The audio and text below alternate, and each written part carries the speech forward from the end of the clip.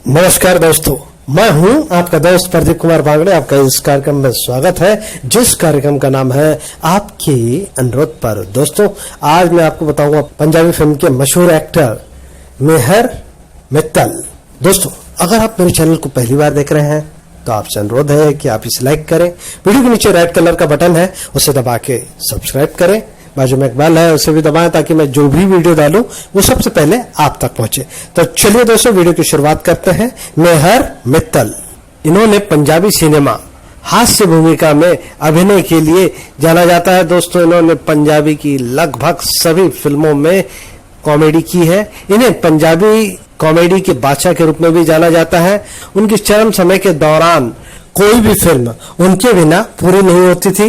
दर्शकों को फिल्म के साथ उनकी एंट्री का इंतजार रहता था। उनकी कॉमेडी दर्शकों को हंसाने पर मजबूर कर देती थी।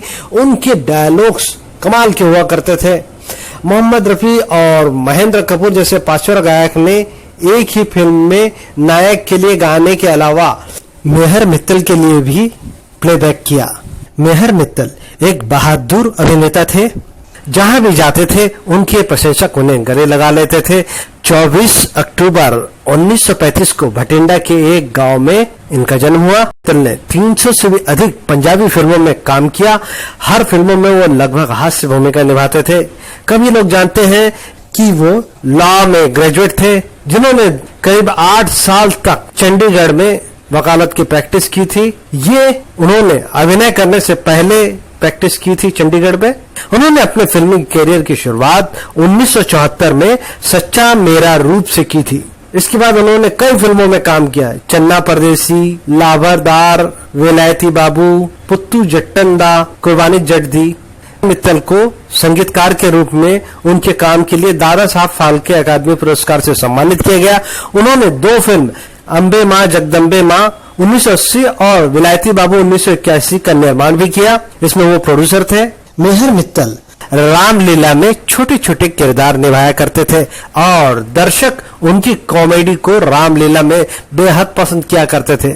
उन्होंने कुछ नाटकों में अभिनय भी किया, जिससे उन्हें फिल्मों में ब्रेक पाने में बेहद मदद मिली।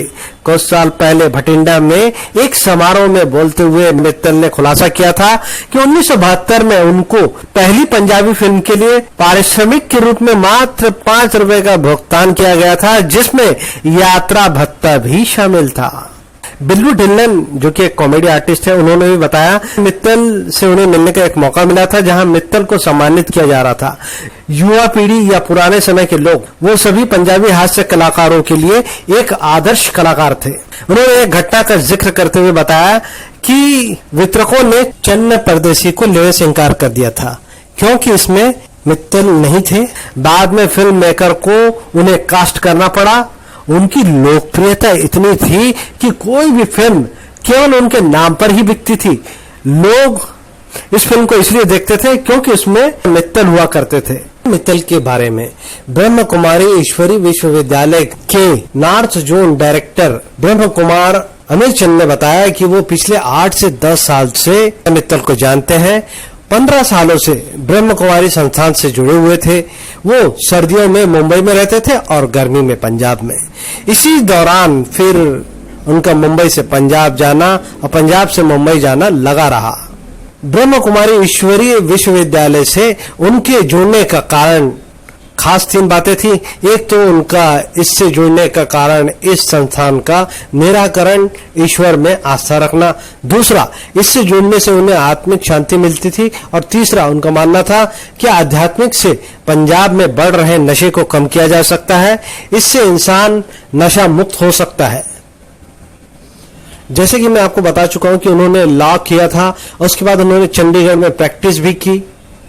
मेहर मित्तल चाहते थे मैं समाज में कुछ ऐसा काम करूं जिससे समाज की बुराई को कुछ हद तक कम कर सकूं। सिनेमा एक ऐसा माध्यम है जिसके जरिए मैं समाज में बदलाव ला सकता हूं। उनके भांजे रमेश गर्ग ने बताया, मित्तल ब्रह्म कुमारी संस्थान को बहुत मानते थे। मृत्यु से 7 से 8 साल पहले तक वो माउंट आबू में उनके मेन सेंटर के पास रहते थे। 1974 में उन्होंने सच्चा मेरा रूप है नाम की पंजाबी फिल्म से अपने फिल्मी करियर की शुरुआत की। जैसे कि मैं आपको बता चुका हूं, दर्शकों को इनके कॉमिक रोल बेहद पसंद आते थे। 1998 में उन्होंने आखिरी बार फिल्म कहर में काम किया। 300 से भी अधिक फिल्मों में काम करने वाले मेहर मित्तल ने कुछ हिंदी फिल्मों में भी काम किया। उनकी कुछ फिल्मों के नाम इश्क निमाना, चन्ना परदेसी, पुत्ता जड़दे, लौंगा लिश्कारा, निम्मो जैसी फिल्मों में काम किया, जो फिल्में उस समय सुपर हिट हुआ करती थी। कई नाटकों में काम किया, जैसे कि मैं आपको बता चुका हूं कि वो रामलीला में छोटे छोटे रोल किया करते थे, जिसकी वजह से उन्हें पंजाबी फिल्मों में काम आसानी से मिल गया। पंजाबी फिल्मों में उनके योगदान के लिए उन्हें मुंबई में दादा साहब फाल्के की 136वीं जयंती पर दादा साहब फाल्के अवार्ड से नवाजा गया। इसके अलावा उन्हें पंजाबी स्टेट अवार्ड भी मिल चुका है। मेहर मित्तल के बारे में कहा जाता है कि उनके बिना कोई पंजाबी फिल्म नहीं बनती थी, अगर बन जाती थी तो बिकती नहीं थी। मेहर मित्तल का जन्म भटिंडा के एक गांव में 1935 में हुआ था। ग्रेजुएशन के बाद उन्होंने अध्यापक के तौर पर काम भी किया। फिर वो चंडीगढ़ आ गए और यहाँ एक वकील के तौर पर लगभग 8 साल तक प्रैक्टिस की। उन्होंने अपनी लॉ की पढ़ाई पूरी की और फिर प्रैक्टिस की। 7 भाई और 2 बहन सहित मेहर मित्तल थे। मित्तल की 4 लड़कियां हैं जिनकी शादी हो चुकी है। इनमें से 3 लड़कियां चंडीगढ़ में रहती हैं और 1 मुंबई में रहती हैं। मित्तल का जन्म 24 अक्टूबर 1935 को भटिंडा में हुआ था और इनकी मृत्यु हुई 22 अक्टूबर 2016 को माउंट आबू में हुई थी। इनकी प्रमुख फिल्मों के नाम दोस्तों, मर जवान गुर खाके 2010 में आई थी, कहर 1998 में आई थी, इसमें डॉक्टर के रोल में थे। दोस्तों कहर ये इनकी ऑफिशियल रूप से आखिरी फिल्म थी।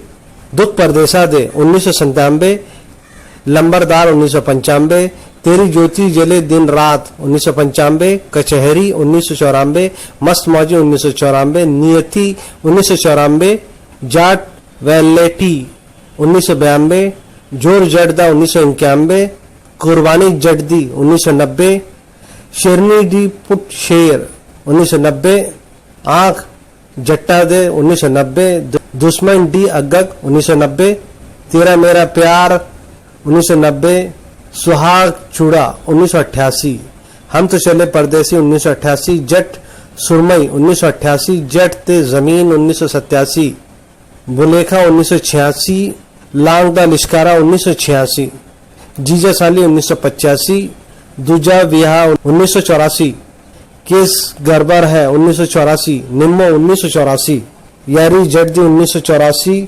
सोहनी महिवाल 1984। ये पिक्चर हिंदी में भी आई थी दोस्तों। बाबुल दा वेहरा 1983, लौंग दा लिश्कारा 1983, पुट्टू जट्टन दे 1983, गोपीचंद जासूस 1982, मेहरबानी 1982, सरपंच 1982, विलायती बाबू 1981, चन्ना परदेसी 1980, इश्क निमाना 1980, फौजी चाचा 1980, जट पंजाबी 1979, जिंदी यारदी 1978, गिद्दा 1976, संटो बंटो 1976, 1.25 लाख से एक लड़ाऊ 1976, 2 शेर 1974, सच्चा मेरा रूप है 1974, शेरनी 1973, तेरे रंग न्यारे 1973, मादा लाडला 1969। तो उम्मीद करता हूं दोस्तों मैंने आपको जो जानकारी दी है वो आपको जरूर अच्छी लगी होगी। तो इसी के साथ अपने दोस्त प्रदीप कुमार बांगड़े को इस कार्यक्रम से जाने की इजाजत दीजिए। नमस्कार, जय हिंद।